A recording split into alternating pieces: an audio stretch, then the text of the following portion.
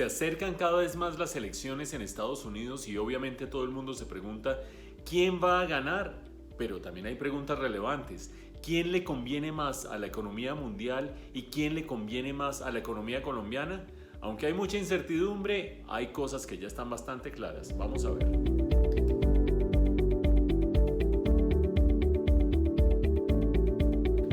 Donald Trump ha prometido mantener las grandes líneas de su política económica, la que ha tenido desde el año 2016, consistente en dos cosas esencialmente. Mantener bajos los impuestos y la regulación, por un lado, y por otra parte buscar un comercio justo con el resto del mundo, lo que él denomina justo o equilibrado, y en caso contrario, adoptar políticas proteccionistas, tanto para el comercio como para la migración. Esas políticas le dieron resultados razonablemente buenos en algunas variables antes de la pandemia. Por ejemplo, los índices bursátiles alcanzaron niveles récord. La confianza de los empresarios alcanzó niveles récord antes de la pandemia. Fuera de eso, el desempleo bajó a niveles que no se veían hace 50 años, bajó al 3,5% antes de la pandemia. Y además de eso, los ingresos para los sectores menos favorecidos también se elevaron de manera sustancial. Hay que recordar que de por medio está una reforma tributaria, la del año 2017, que redujo el impuesto de renta para las empresas a 21% y redujo el impuesto de renta para las personas mucho más, una reducción más grande para los ricos que para la clase media y la clase baja, pero que también impulsó el gasto de todas las personas. Como resultado, hay también cosas malas, no solamente esas cosas buenas. Por una parte, su estilo impredecible indujo una gran volatilidad en distintos mercados. El impulso económico se dio especialmente en 2018, pero ya en 2019 ese impulso tributario no estaba mostrando grandes resultados en términos de crecimiento. Fuera de eso, la pugnacidad de la guerra comercial con China trajo gran inestabilidad para las grandes empresas que están metidas en grandes cadenas globales de valor, donde al romperse el comercio con China empiezan a tener sobrecostos muy grandes y empiezan a tener que buscar una relocalización. Y fuera de eso, todas esas grandes gabelas tributarias que dio Donald Trump aumentaron la deuda de Estados Unidos de manera importante, incluso antes de que se diera el aumento posterior, que es el que corresponde al coronavirus. Esa visión agridulce se mantuvo hasta el año pasado, pero ahora se aumenta un elemento adicional de incertidumbre, y es que esa política negacionista y ese manejo errático de la pandemia ha hecho que muchos indicadores que tienen que ver con la confianza de la gente empiecen a mostrarse inestables y por lo tanto también a afectar la posibilidad de recuperación de la economía de Estados Unidos. Unas buenas, unas malas desde la perspectiva de Donald Trump.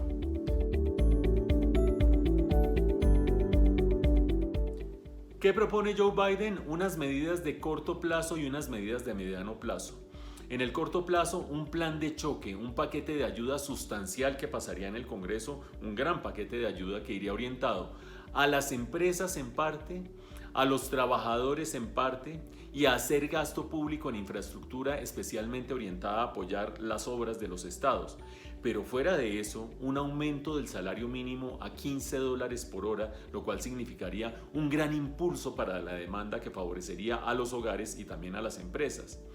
Para el mediano plazo propone más gasto en salud, más gasto en educación, más gasto en ciencia y tecnología y fuera de eso restablecer las relaciones con China y tener una política mucho más abierta para la migración, lo que significa abaratar costos también para las empresas en Estados Unidos.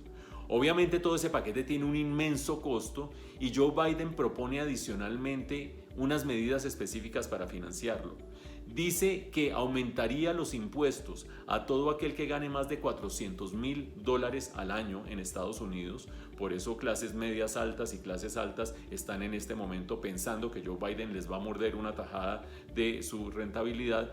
Pero fuera de eso también un aumento del impuesto de renta a las empresas del 21% al que bajó Donald Trump a 28%. Ese aumento ayudaría también a financiar en parte ese gasto. Por supuesto quedaría una deuda grande, pero no tan grande como estaría quedando en caso de que se reeligiera Donald Trump y que de hecho ha aumentado mucho la deuda pública de Estados Unidos bajo Donald Trump. Ese balance de las políticas de Biden hacen que se ubique no tan a la izquierda y tan extremas como las quiere mostrar Donald Trump, pero sí más hacia la izquierda o hacia la centroizquierda de lo que propone, por supuesto, el actual presidente de Estados Unidos.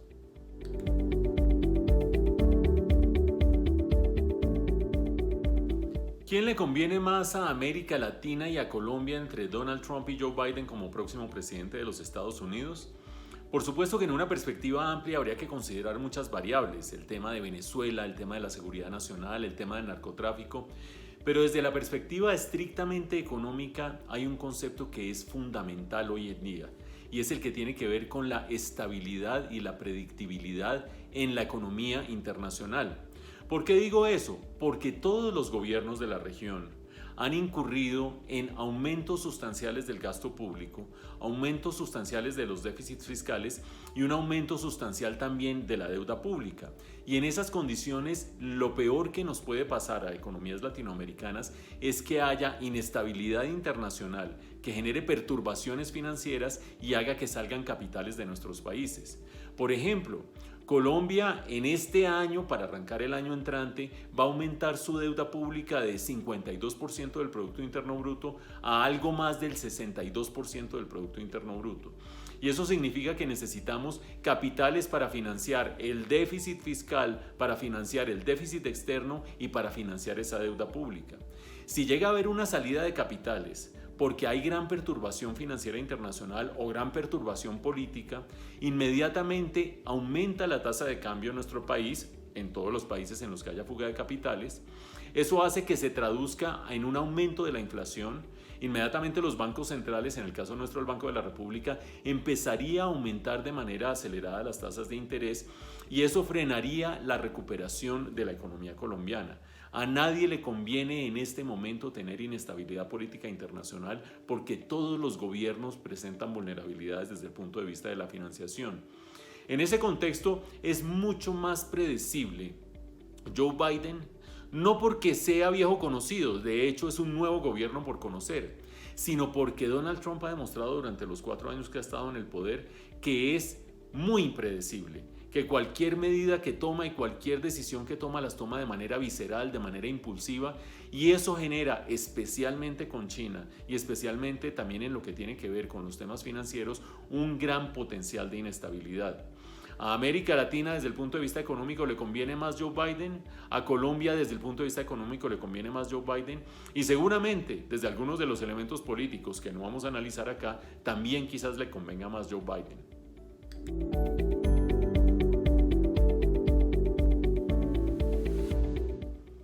Bueno, y finalmente, ¿quién va a ganar las elecciones? ¿Trump o Biden?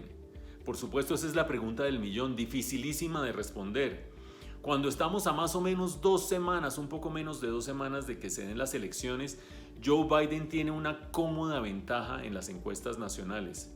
Real Clear Politics, que es un portal que hace promedios de todas las encuestas que hay alrededor del país, muestra una ventaja persistente y sostenida de más o menos 10 puntos de Joe Biden sobre Donald Trump.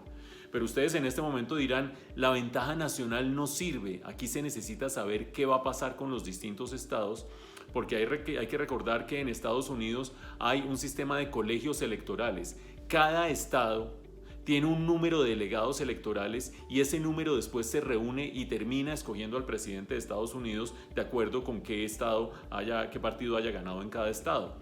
De esa manera, lo importante no es las grandes encuestas nacionales, sino las encuestas por estados.